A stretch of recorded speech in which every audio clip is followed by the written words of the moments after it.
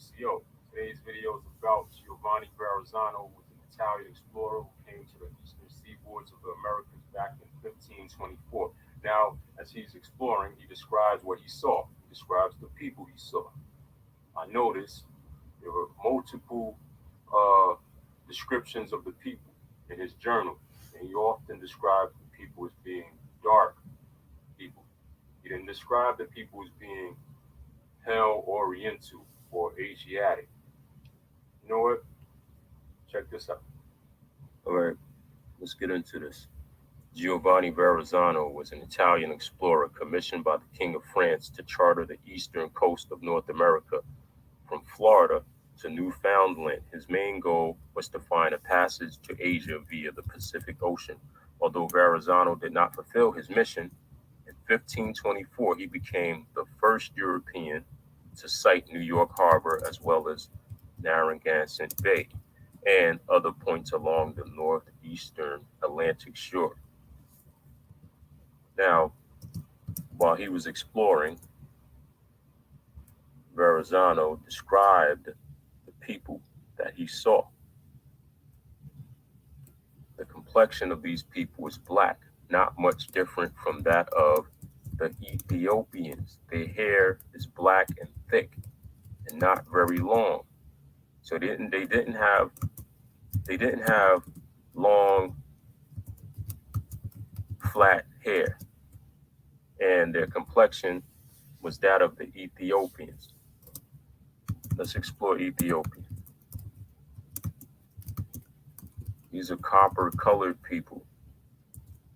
Notice the various different skin tones.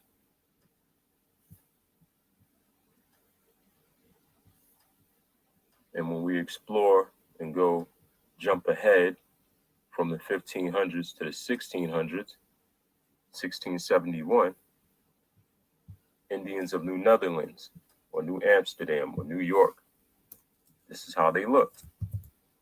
And this is the image of the Ethiopians,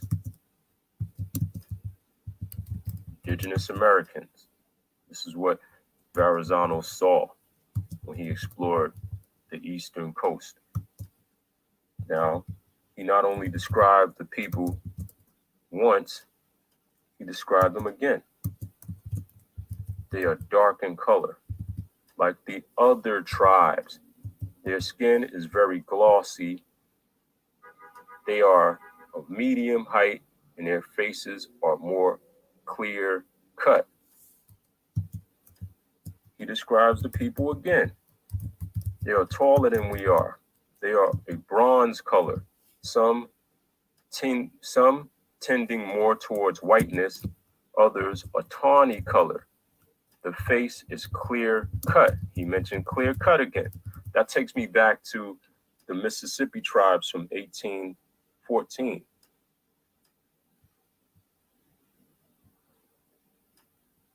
Right? Leaning towards whiteness, tawny. We go back here, and he says, the hair is long and black, and they take great pains to decorate it. They take great pains to decorate their hair.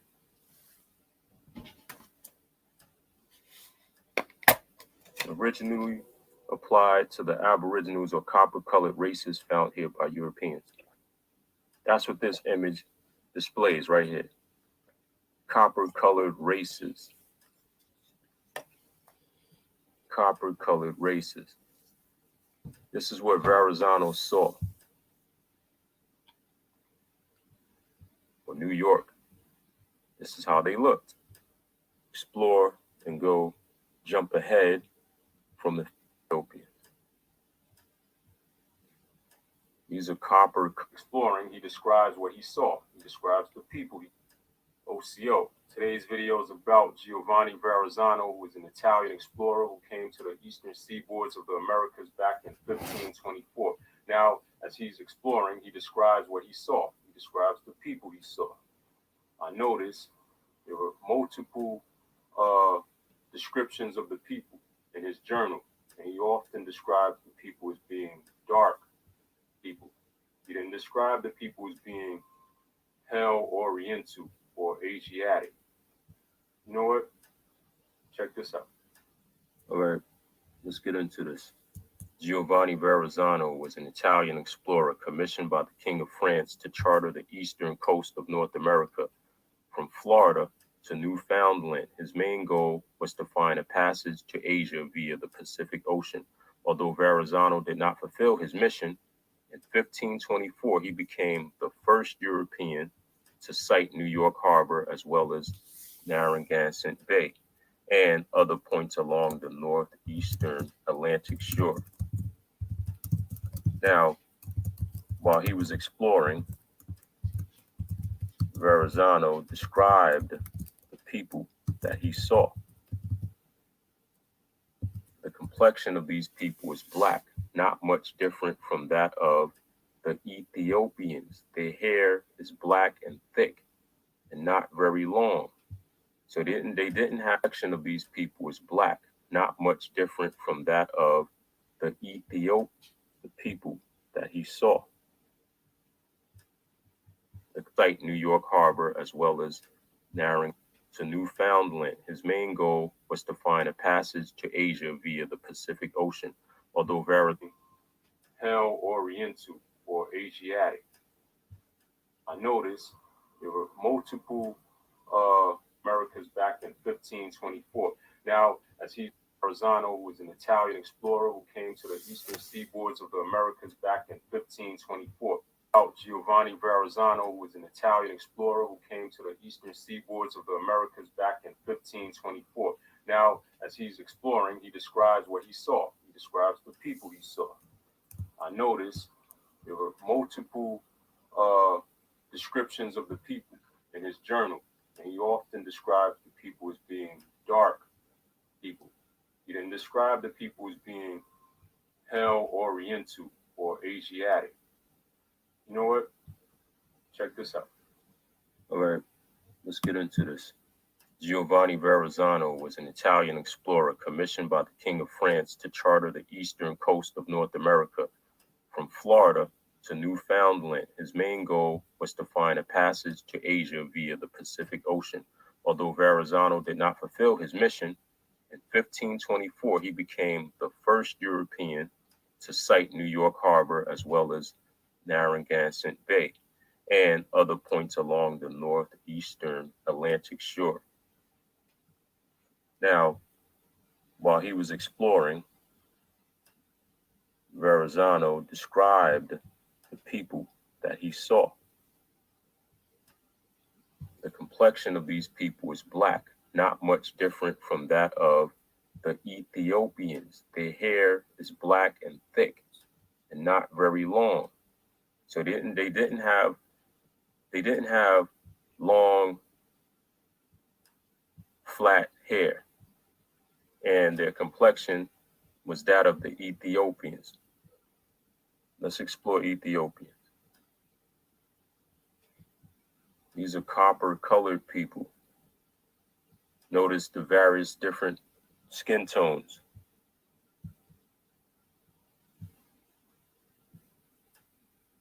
And when we explore and go jump ahead from the 1500s to the 1600s, 1671, Indians of New Netherlands or New Amsterdam or New York, this is how they looked. And this is the image of the Ethiopians, indigenous Americans. This is what Verrazzano saw when he explored the eastern coast.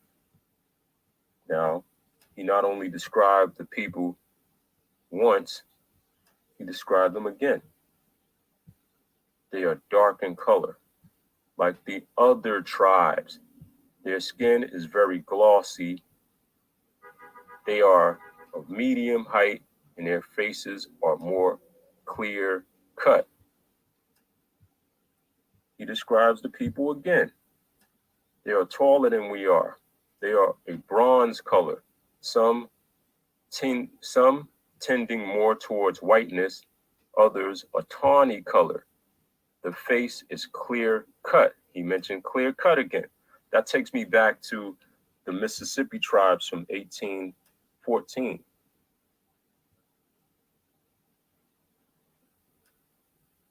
Right? Leaning towards whiteness. Tawny. We go back here, and he says, the hair is long and black, and they take great pains to decorate it. They take great pains to decorate their hair.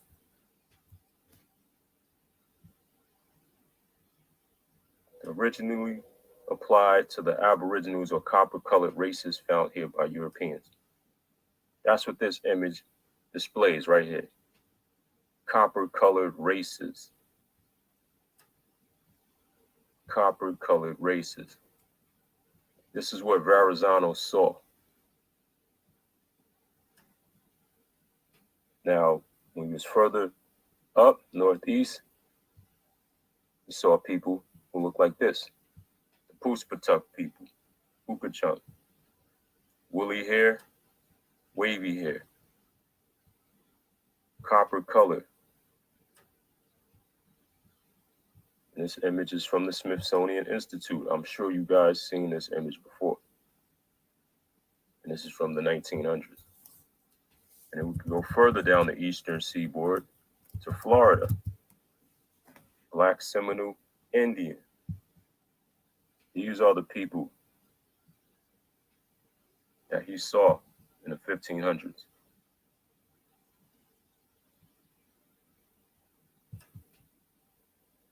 The complexion of these people is black, not much different from that of the Ethiopians.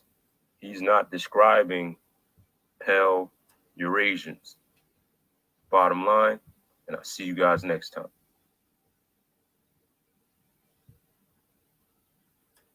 Peace and love. If anyone is here with me, I'm just doing a short. I have to work this morning, so I'm not going to spend a lot of time.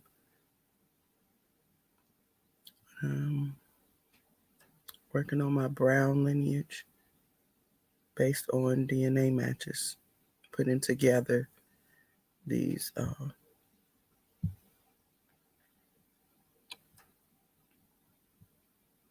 now I have a birth date for one of her children.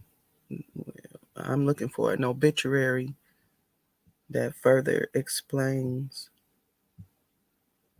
Laura.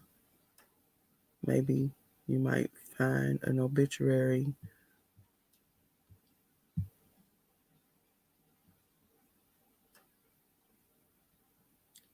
or something that isn't another person's tree. So now I have 2 trees. I did not have that before. Oh yes, I did. This is the person who is a DNA match.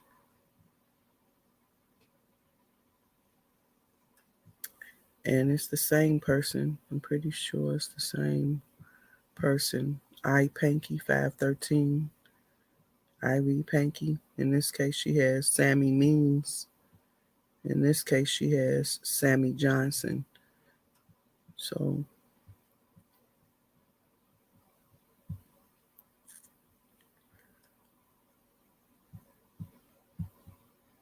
I am looking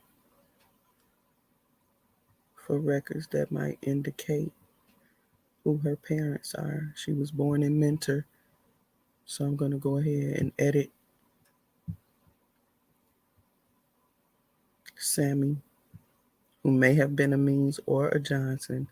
And I'm going to give her, if her daughter was born in 34, I'm going to at least deduct 20 years. But her father was born, according to her records, in 1898. So I'm going to just give her mother 1898 also. And I'm going to put them in Mentor just to provoke Ancestry's database to help work out this couple that has a daughter named Laura May.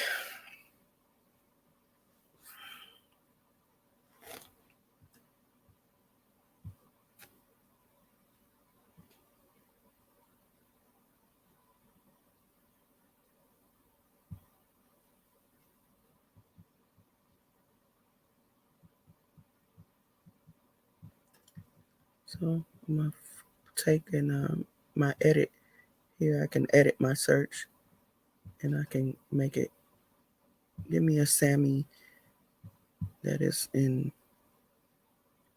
LaFleur.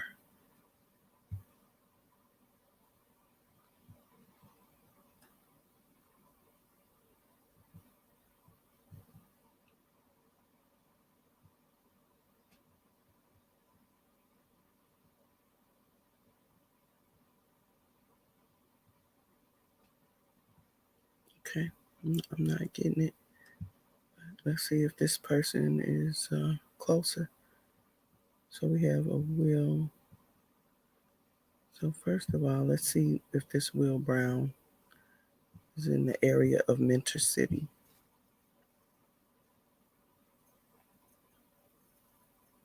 On the floor.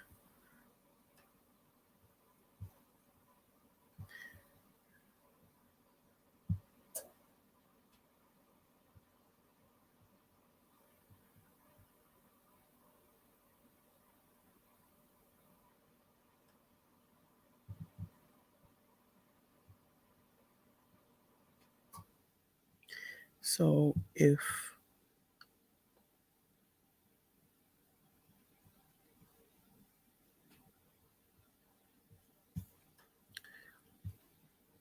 this William Brown might be close, so I'm going to my tree and I'm going to look at my Will Brown because I don't remember if my William Brown is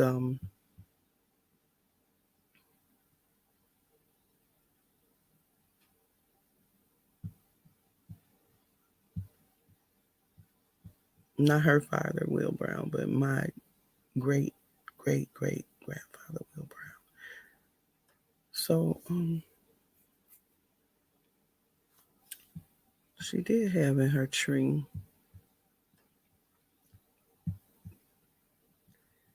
a Will Brown for 1866. So I'm not sure if why I have 1880 here, but I'm going to just change it to what she has.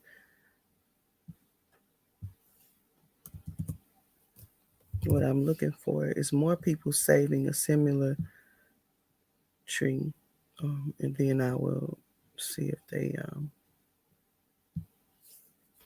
have DNA. Meanwhile, I do want to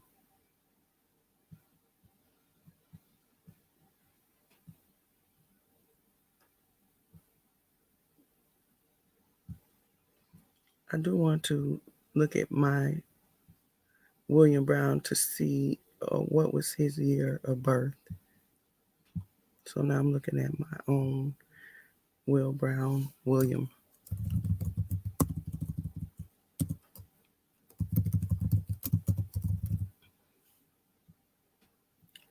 Who was born in 1833.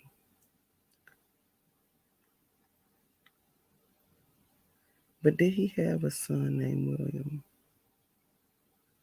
Now I know that this family is in Mentor. So these children that were born around the time she says her William is. So Rob Brown would be about the age of what she says her William Brown, the father of her father, would be. Let's look again. So this is her Will Brown, the father of Laura's father. So Laura is in the position of being her mother. See, let's look at that. See here? Laura is in the position of being Panky's mother, married to a Harry Panky. So even if we look at Harry Panky, they might have met in other than Mentor, but she has that Laura was born in Mentor. And my family, they were um they were in Mentor. Well, they are listed as being born in Mentor. But on what record?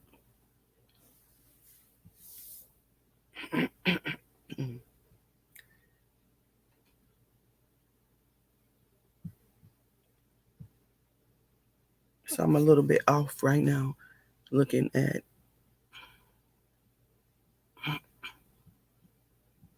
why I don't have Jane.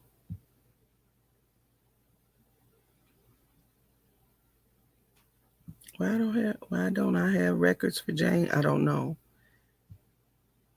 Why is she, unless I don't have the 1910.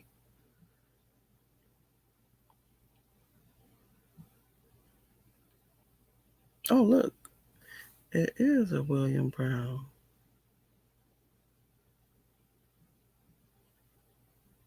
But this William Brown,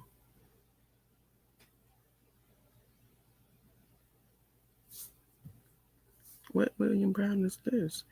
He's the head of the household. Okay, this is the grandfather. I don't understand.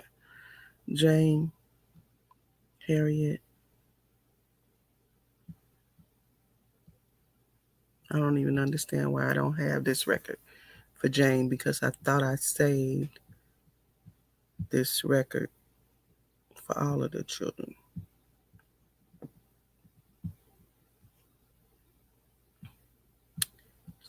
See, in this record, he says Mississippi, but I used the earlier records for William to see where he was born. I don't know how come I don't have that record for Jane.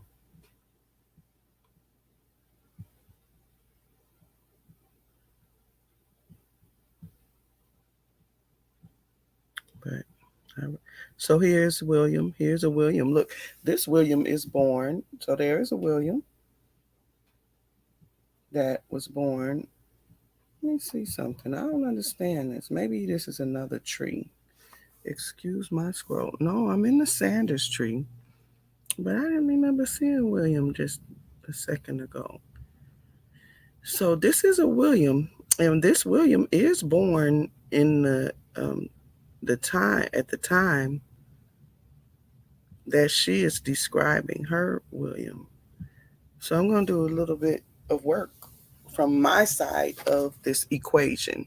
What happened to my William according to hints and logic based on.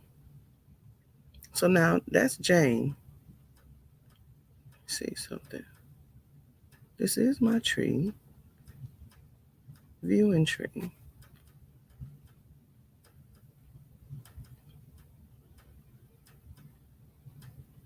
Oh, maybe because Jane and Joan here are probably the same.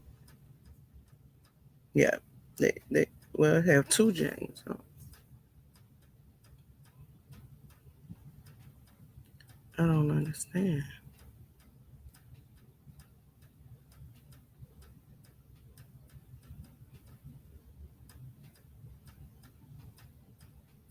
That's my grandmother.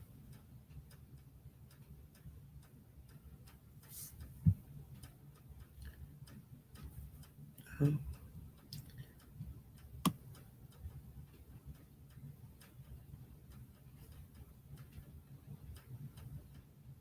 so I gotta merge Jane together with herself.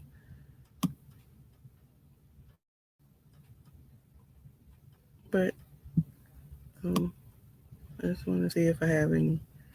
Just looking at this from the point of tree view from this tree, I still don't see William. So that's Davy, which was with another parent. I determined. I don't know. Walter, Rob, Molly, John.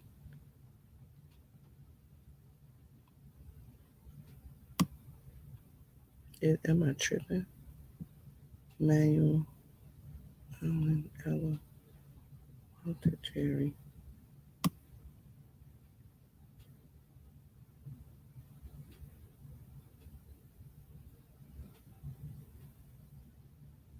I see William, the husband of Carrie. I see George. Maybe I just didn't go far enough. Okay. So, what hints do they have on my William? Because just maybe, because I Pinky 513 fits right into my Browns. I have no way of determining that this is my William. He's in Hines, Mississippi. Yeah, he has the right birth year.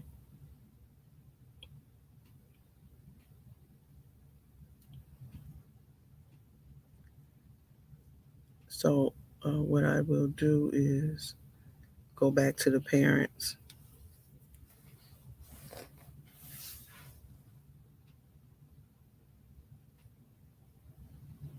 and see if I can find anyone in 1920 or 30, which I have stopped at 1910 with this family. I stopped at 1910. Let's see if I can get a 1920 on any of them. Lena has a pretty unique name. Lena is not as common as Mary. So,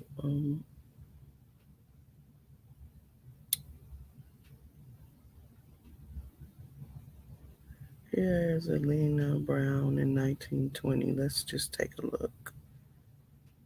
Lena looks to be uh,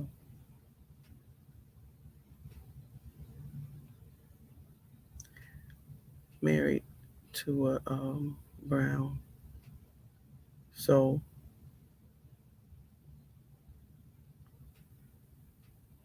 I could go probably a little further there, but instead I'm gonna go with one of the siblings that I know I got further on, like Carrie.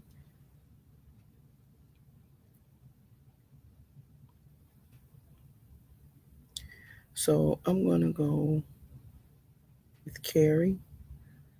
Where was Carrie in 1920? I skipped to 1940 for Carrie. See if they have hints that take me to 1920. Hmm. Let's see. We got 1930. Carrie came from Mississippi.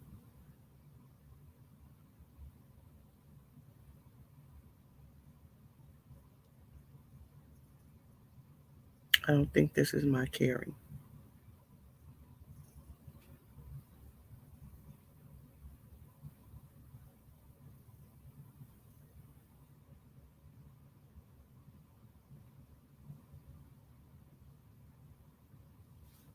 I don't know how they got into Chicago yet. So I am now networking with the DNA connections that I met here via Ancestry so that we can begin to have meetings online to try to make the connections. Do I have a death date? I have a death. Yes, I have a death date. So she has Cora Lee by 1936. So let's see. Okay, so that is the 1940 record. So Cora Lee,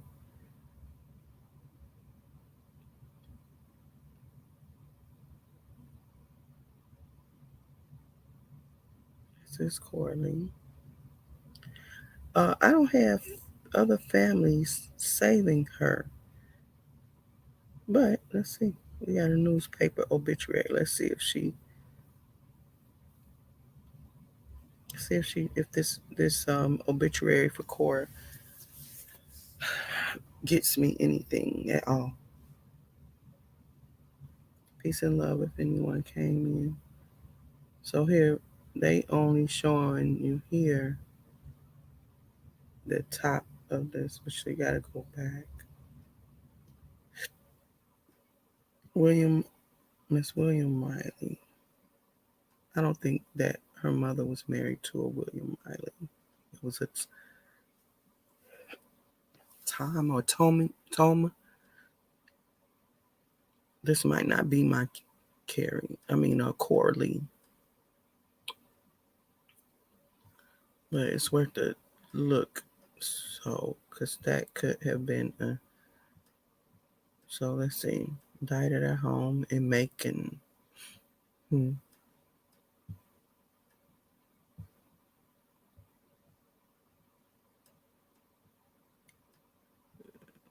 I have a hard time even thinking that she lived long enough after the attack for Father Lyon to arrive before she died. Miss Riley was about 73. I think I don't think this is that family.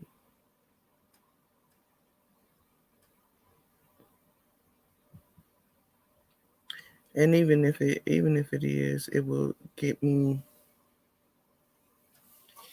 to making, and I think I don't have a. I'll come back to that. So it's still gonna be a hint. So I know that she married a Preston. How? Because of this Social Security application.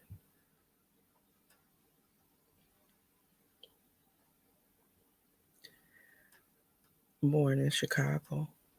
So she was in Chicago by 35. Cora would have been in Chicago. What else do I have for Tom? That's a pretty unique name. It really should have hints, unless that's a nickname. 'Cause they did have a lot of different things on.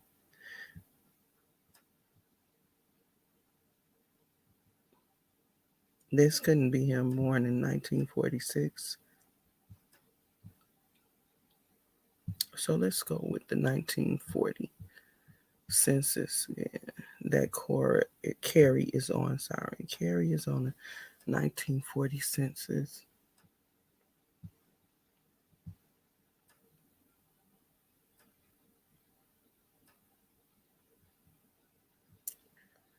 She was a Keats, and I do know that. And there's a son, John. Let's go view record. Who is Don Zella? A daughter. Do I have that? Oh,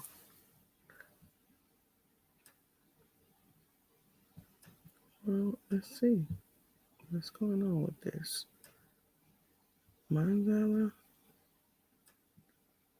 Smith, daughter of Carrie. She was born in 1914 in Tallahatchie.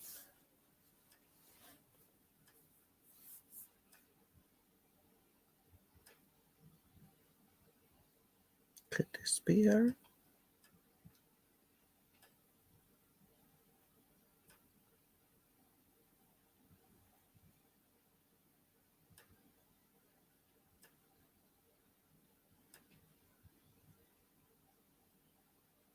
She would not have been 17, I don't think, but let's see.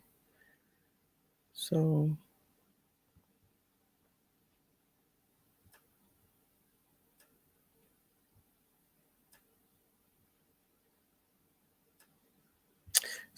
my cousin who took a DNA test and is how I actually met her. If I do a shared match here, this cousin, the cousin who's this is the cousin who has an obituary for Carrie. Maybe it will tell me more about Carrie's mother and in the I'm sorry, Carrie's daughter. because I am always trying to actually meet up basically with. So Manzola. Let me look at that. Maybe it's not M. Maybe it is a D.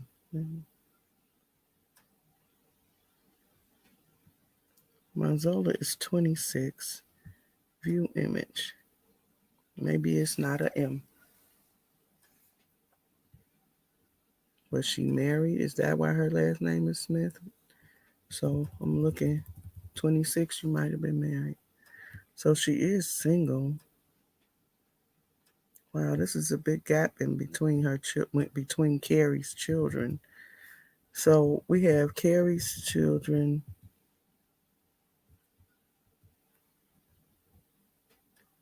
Yeah, that's a M. Manzella. That's not a D.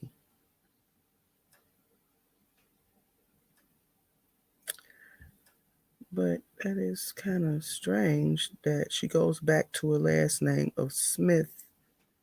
Oh, grandson, John Smith, grandson. So Manzella has a son named John. Okay, so do I have that?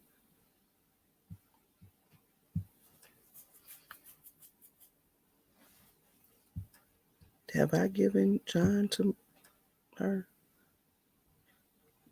Or do I not have him saved at all? If it doesn't show up at the top, I don't even have him saved. I gotta watch my time. Okay, so I need to add him to his mother. I believe that is Manzola's son, born in 1940. So the way I do that is I'm going back to 1940, and look at here. This is interesting. You see here, there are Seymours right in the next house up above here. See here, David Seymour, Anna, Richard, Dawson, Clarence, and Charles.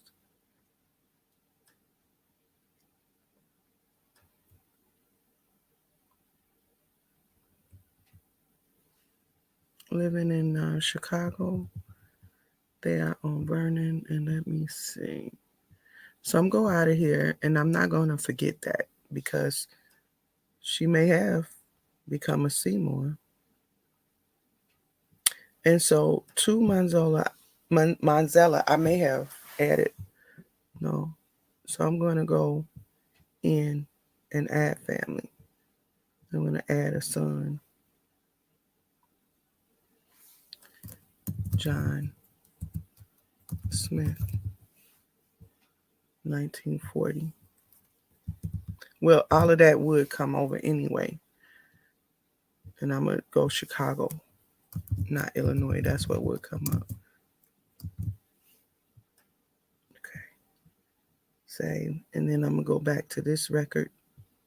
And John is already selected, and I'm going to save him.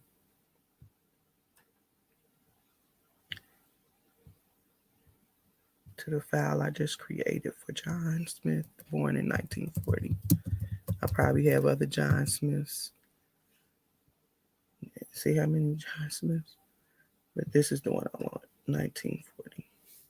Now he's attached. At least he's attached to his mom. So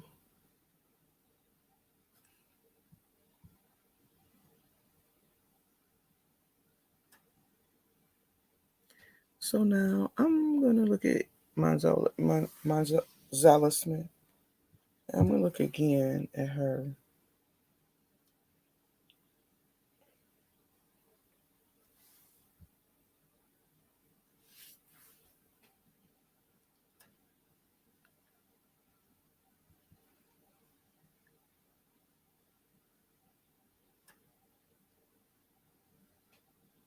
So look at this. So in 1920, I have a Manzola or Zella, and I have saved this to my shoebox, whose mother is Carrie.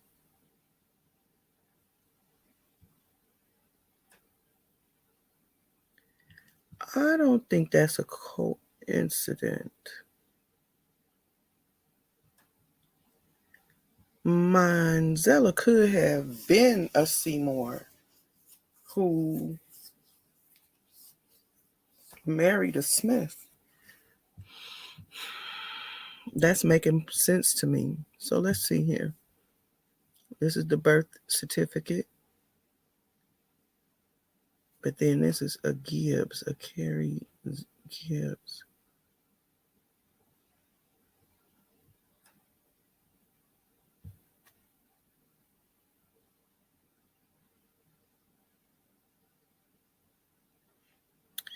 Whose birthplace is Kansas. That's very amazing that you're going to have a name as unique like that and have the same first name of a mother.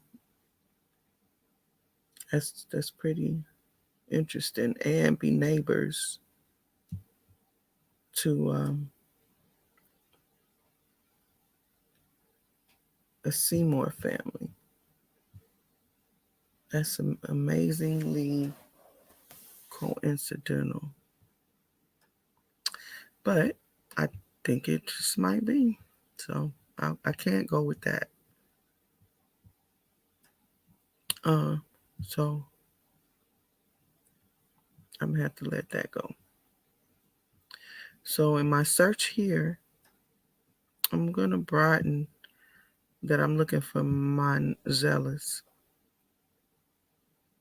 and see if I can find any other ones besides this one.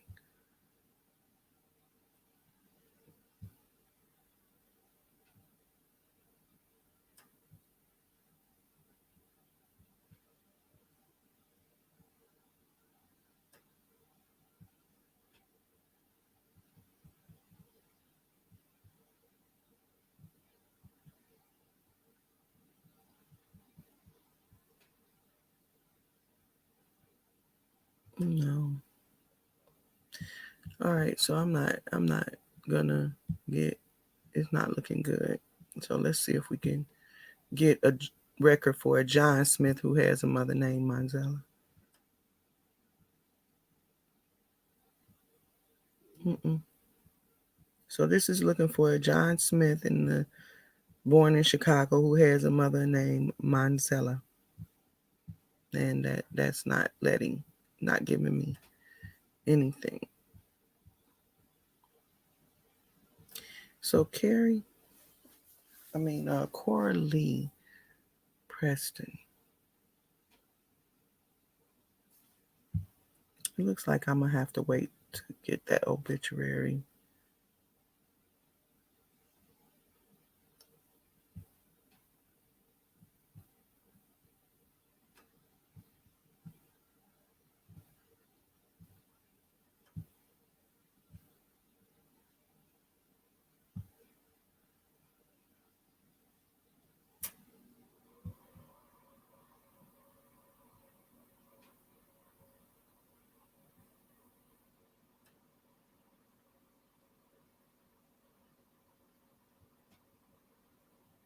I believe I already have this Social Security application, of course.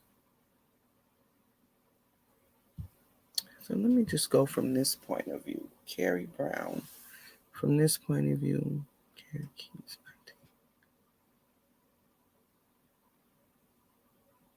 1930.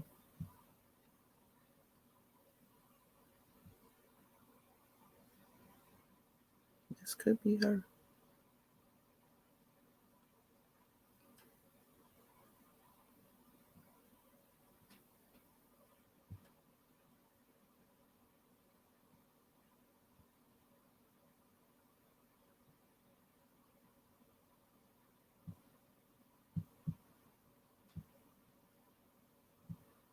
Mm, it could be.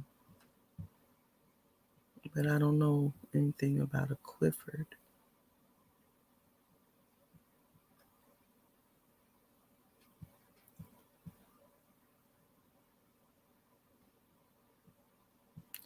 So I'm going to just get back into my tree. And I'm going to go follow back to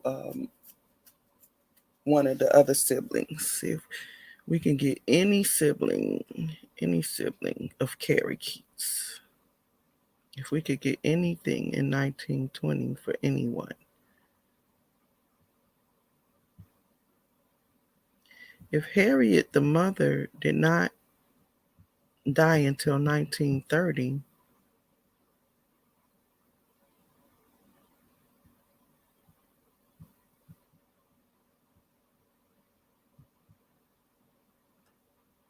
I might as well merge this Jane with the other one. I don't understand how I have. So one is 1910, which I just saved. And what about the other one? The other Jane I already had.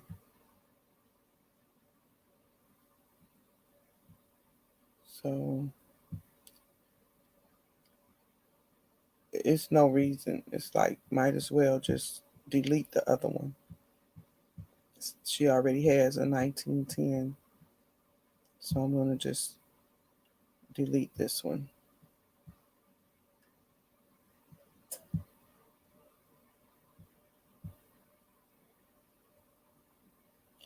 And then I'm going back to Harriet.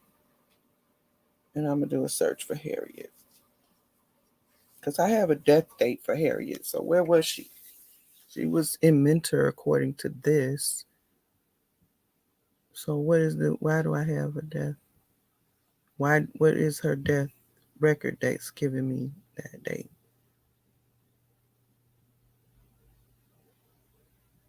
Social Security application? What gives me that date? Somebody's tree? They have hints for Harriet. Let's see.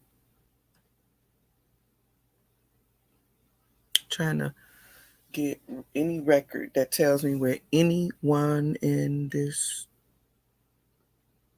uh,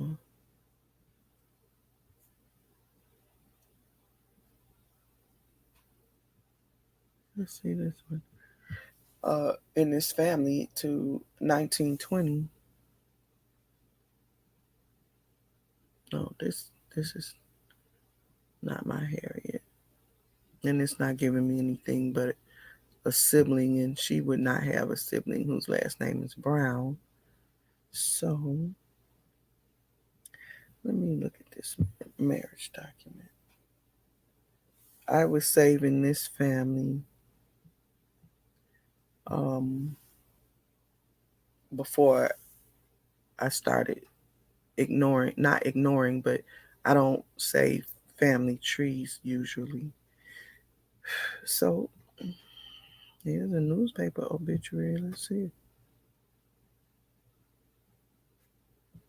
Her.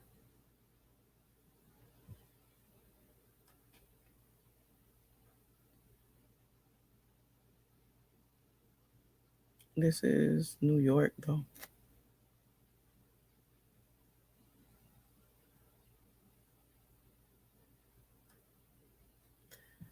I don't have any reason to accept this.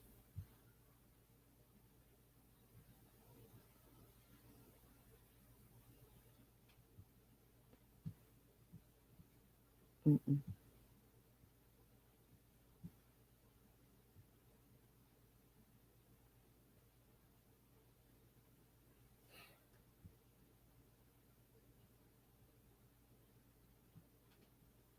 So I'm gonna go with why do I have Walter twice? This is turning into a cleanup. So I have another Walter. What you know what? It's got 5 hints. So I'm just gonna take a look.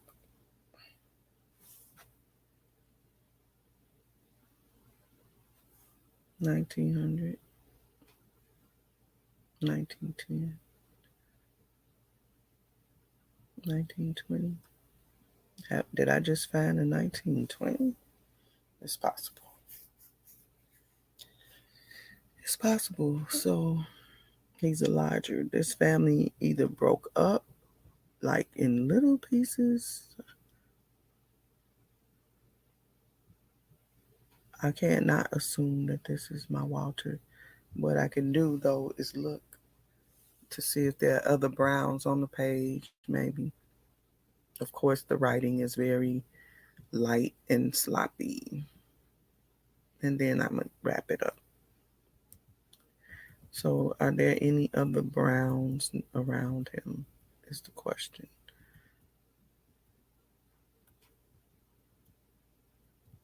He's a lodger. Let's see what else.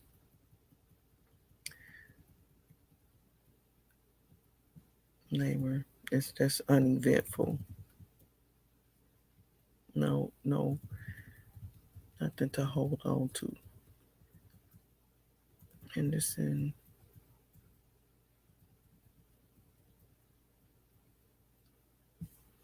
So at least no Browns on the page. So yeah, it's time for me to get it together, right? But this is when it gets hard. So I'm going to delete this one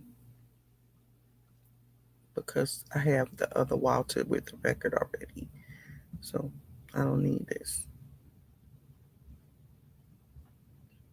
So let's see. So I know Manuel went to Arkansas because I spoke with his son, who is also a DNA match. So I don't know. Just thinking. I can't find these people. So let's look at Manuel. Let's see if we got anything on Manuel in 1920.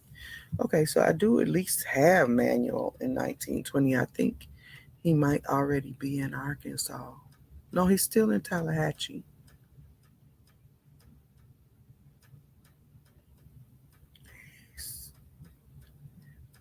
So I'm going to view and see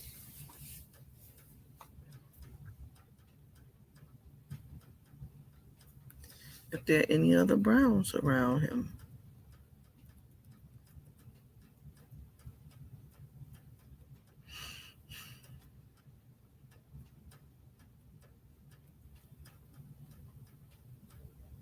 Look at this though. That says mother. This says mother.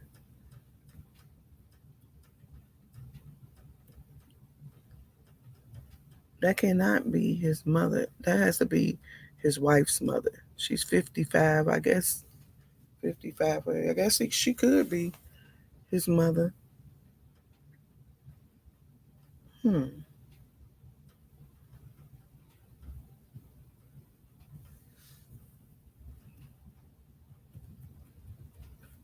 Unless that's not my manual, but I think that is though.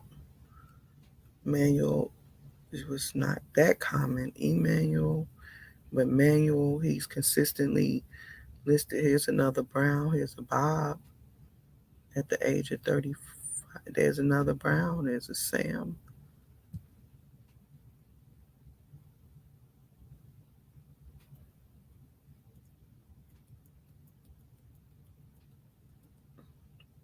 Amos. I don't remember an Amos. Oh, we do. Oh, no, no, no. Let me stop. Okay. Let me go a page ahead too.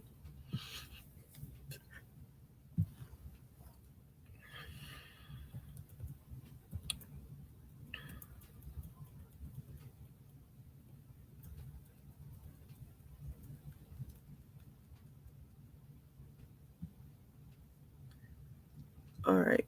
So that is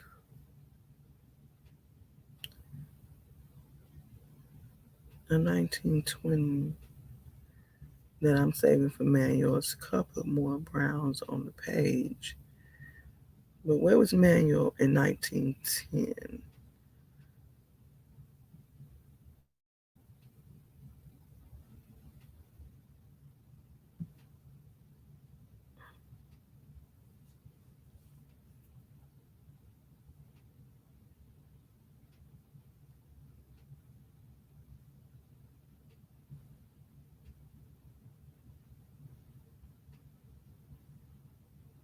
In 1910, Manuel, if he was born around 1880, he's about 30 years old. What else do I have on Manuel? World War draft card. Let's see what that looks like. Push his birth date up a little bit. So it does have a Rebecca. So either that's Rebecca's mother,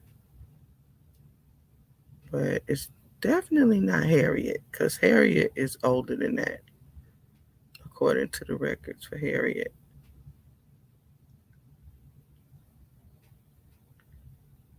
I believe that that is Rebecca's mother. Let's see if Rebecca's mother. Where did I get Watson from? Yeah, I, I've already decided that that was going to be Rebecca's mother, but where did I get a Watson?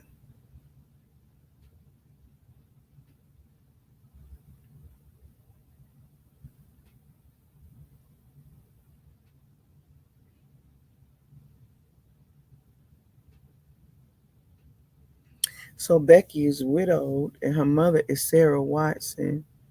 They're in Tallahatchie.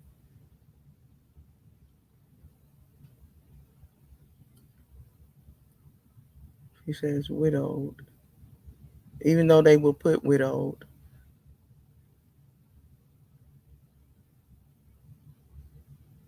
They will put widowed if you just were divorced. They would put widowed. In a lot of cases, I see widowed, but the husband is still alive. So let's see this hint for her. 1900. I don't know if that's her, but let me just review it.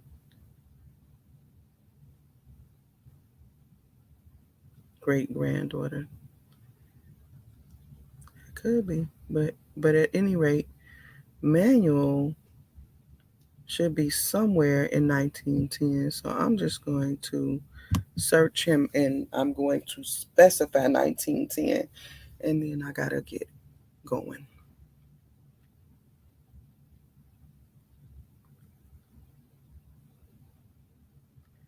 So someone, let's see. Private military has a picture of Emmanuel Brown that is being suggested. Let's see. Someone in Chicago.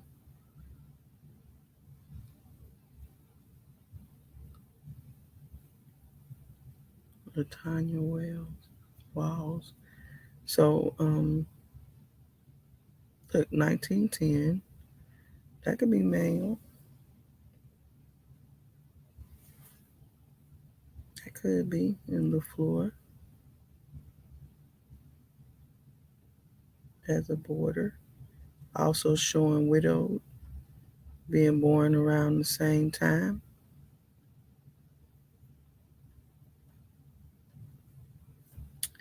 Also, Ancestry is suggesting that the name might be viewed as Manuel.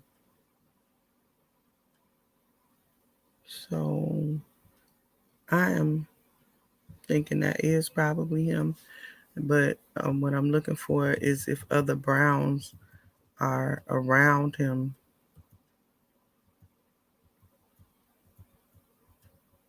I always look for names that also like run together. So this is like a boarding house or something. See, all these borders. Cook.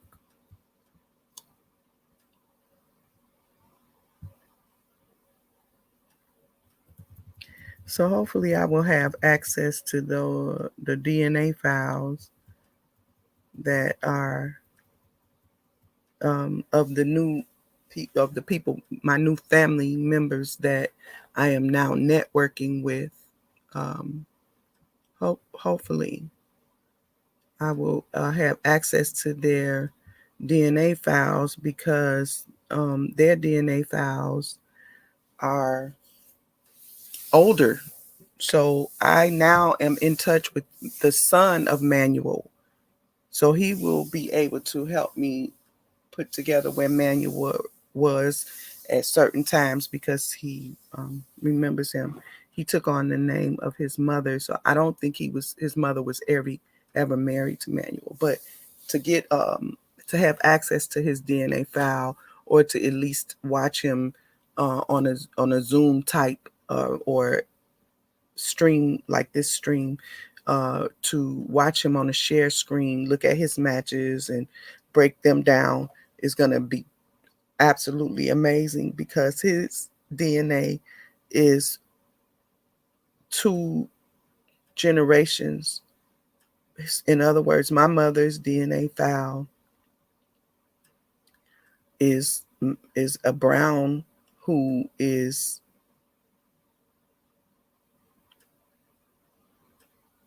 she is the great granddaughter of Daniel Brown.